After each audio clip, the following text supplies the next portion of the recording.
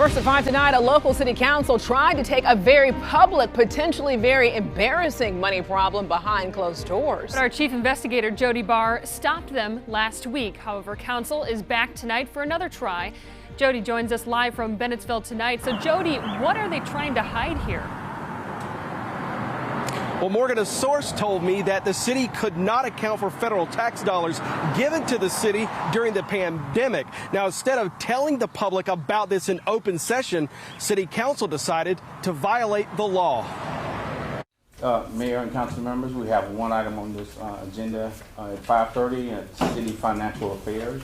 It's a discussion. We hoped Bennettsville City Council would clarify the vagueness of the agenda, but instead voted to do the opposite. Are you taking this to executive session? We are. We don't.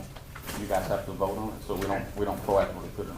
The city was about to make a mistake. Councils in South Carolina can't just go behind closed doors whenever they want. The state's open meetings law limits executive sessions to 5 categories that include personnel decisions, contract negotiations, security matters, allegations of criminal misconduct, and economic development. We could not find city financial affairs anywhere in the law. Do I have a motion to take this to financial affairs to executive session? So moved. Second. All right, thank you. All in favor, say aye. Aye. Ayes have it. Well, I object on behalf of the public. Can you state the reason for this executive session? City financial affairs. You might want to check with your attorney. The statute requires specific reasons, and that isn't one under the statute. Despite our objection, every member of the Bennettsville City Council walked out the side door and met in private. City Attorney Mason King sat by and never objected. He eventually informed council they'd violated the open meetings law. Mr. Simon, I think that was probably an improper basis for us to go into executive session. Okay. I think the council needs to come back out here and let me inform them of that. It's not to say council can't go into executive session, but if it intends to do so, it needs to state one of the reasons that gives them the right to do that. So I'm sure they wouldn't have a problem doing that. So I'll go with this. Instead of coming back out and holding their meeting in the public, council, now joined by the city attorney, spent nearly 16 minutes behind closed doors. We don't know what council talked about in private. Did y'all meet anyway, Mr. Mayor? And when council finally came back into the room, their attorney told them again that the violation we warned them of had been committed. When council left the room, they did so by invoking executive session to discuss financial matters. As we know, that is improper use of executive session, so we're all back out here now. The agenda item on the emergency meeting at 5:30 says financial affairs, financial information, and so we're here to discuss that, and I'll turn it over to Mr. Simon. So this should be the public's chance to find out what was so important. The purpose of the meeting is there's some accounting that we need to do regarding some of our funds and some of our accounts that could impact our budget.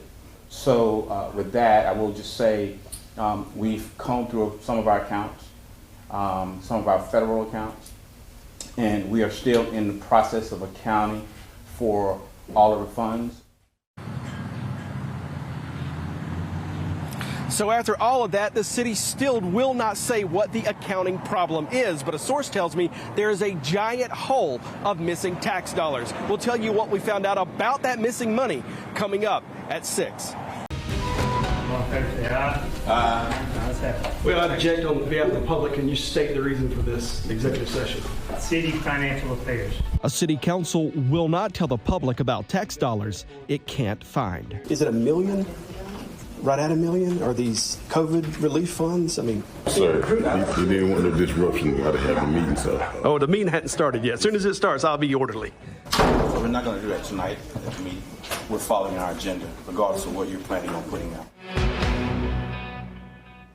1 week before budget deadline, a South Carolina city cannot account for federal COVID money. The city will also not tell the public how much or how the city lost track of it. And the City Council also tried to discuss this in secret, but our chief investigative reporter Jody Barr caught them and then stopped that discussion last week. Now the clock is ticking to get this budget done. Here's our behind closed doors investigation. Mr. Simon, how big is the shortfall? $1 million, million plus, just under $1 million? Where's the cameraman tonight? Right here. Bennettsville City Manager William Simon refused to talk about it. A financial problem that led City Council to call a special meeting 1 week ago to talk through some sort of budget problem. So with that, I will just say we've combed through some of our accounts, some of our federal accounts, and we are still in the process of accounting for all of the funds. I will say too, especially for our public, that this issue that we ran into recently, it's not a new issue. As most of you know, and our public needs to know, is that we've had some turnover in some of our departments over the last 3 to 4 years since this money was awarded to us, and since then we've taken a number of steps to make sure that we had good accounting of those funds. The only thing Simon would confirm is the missing money is from a COVID relief fund, but he would not specify which fund or how much is unaccounted for. Because you're very vague here, I'm not sure the public would understand. We're not going to do that tonight at the meeting. Why not? But I'll be happy to sit down with you or anyone else at some point and clarify things concerning our budget process. We're absolutely willing to do that. But tonight, we're following our agenda, regardless of what you're planning on putting out. Tonight, we have our auditor, Mr. Bob Millhouse, here to present our audit to us. In February, the city got a stellar grade from its outside auditor, Bill Millhouse, a man who's looked at the city's books for more than a decade. In my opinion, these financial statements of the governmental activities are, in my opinion, fairly stated in compliance with accounting principles. This is a unmodified opinion, the highest assurance that you, as members of the council and the mayor, can receive on your financial statements for last year. The auditor gave no indication during his 30-minute presentation there was any problem with the city's finances.